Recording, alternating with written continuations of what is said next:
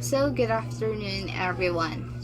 I will going to discuss the theoretical approaches lexical relations in critical analysis. So what is lexical relations? Means two or more things are connected with the words of language. Lexicon can be said as a network rather than a listing of words as in a published dictionary. Lexical field is an important organizational principle in the lexicon. It is also a group of lexemes which belong to a particular activity or area of specialist knowledge. So, words are sometimes called lexical items or lexemes. Word meanings might be characterized not only in terms of its component features but also in terms of its relationship to other words. This approach is called as lexical relation. So, lexical relation describe relationship among word meanings. And it is the study of how lexicon is managed and how lexical meanings of lexical items are related to each other. So, to summarize, each lexical item will be placed into the dictionary together with a complex of semantic notions. In this way, in addition, there will be a set of redundancy criteria for these components that will be applied automatically to decrease the number of components given for each item. So the component can be used to express lexical relations. So there are several types of lexical relations: the homonym, polysemy, synonymy, antonymy, hyponymy, and meronymy.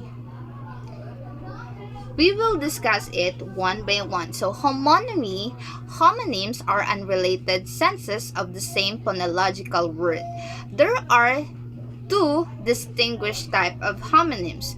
The first is homographs. It is the sense of the same written words, and the second is homophones, senses of the same spoken word. So in homonyms, we can distinguish different types depending on their syntactic behavior and spelling, such as number one, lexeme of the syntactic category with same spelling. So, for example, is the bank as the side of the river, and the other one is the bank as the financial institution. So the second one is lexemes of the same category with different spelling. For example, is the ring katong sing-sing na atong ginagamit, the one we wear, and then the ring with W.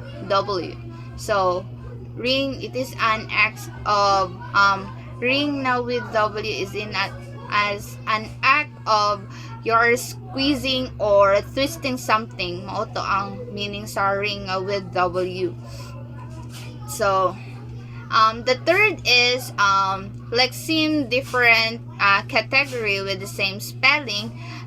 For example, is the bear na animals, and also naapoy bear nga teddy bear.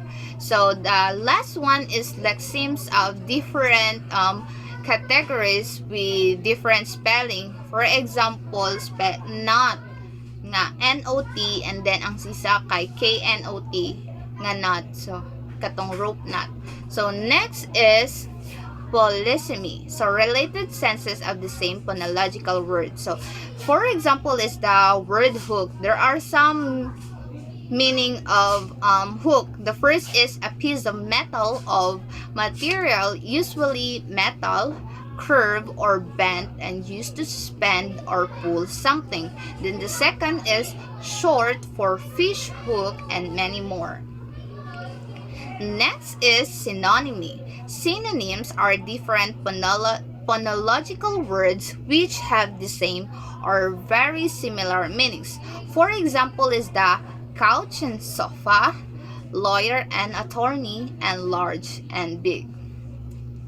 So next is hyponymy. So a hyponymy contains the meaning of a more general term, the superordinate term. For example is aunt and sister are hyponymy of women.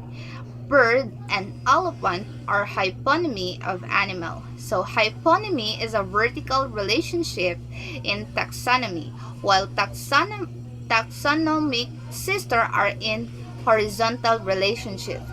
Next is meronymy, is a term used to describe a part-whole relationship between lexical items. This is the example. So meronymy is hierarchy are less clear-cut and regular than taxonomies. It is as the example above necessary show that the part is the whole. So the last is antonymy, are words which are opposite meaning. It is useful, however, to identify several types of relationship under a more general label of opposition. So, for example, tall, short, big, fat, and thin. So, let's move on to componential analysis. So, componential analysis is a way proposed by the structural semanticists to analyze word meaning. The approach is based upon the belief that the meaning of a word can be dissected into meaning components called semantic features. Componential analysis provides the insight into the meaning of words and a way to study the relationship between the words that are related in the meaning. So componential analysis, also known as a feature analysis or contrast analysis, it is the study of words using organized sets of semantic features that are labeled as present, missing, or indifferent with regard to feature. So it is also a structural semantic approach that examines the components of a word's meaning. So the componential analysis allows the reader to break down words into distinct components and determine the interrelationships, which is a semantic interactional technique that works vertically in the search and study related features. So here are the examples of componential analysis. So binary features. So as a feature of language, the binary feature shows a contrast between words with similar sounds but their own distinct phoneme. So binary features analysis can be very efficient within certain restricted semantic domain.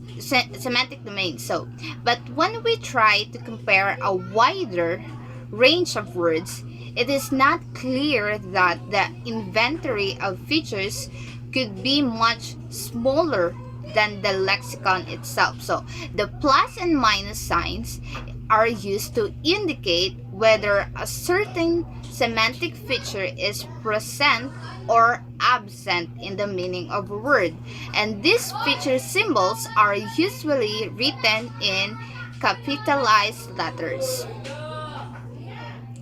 So redundancy rules.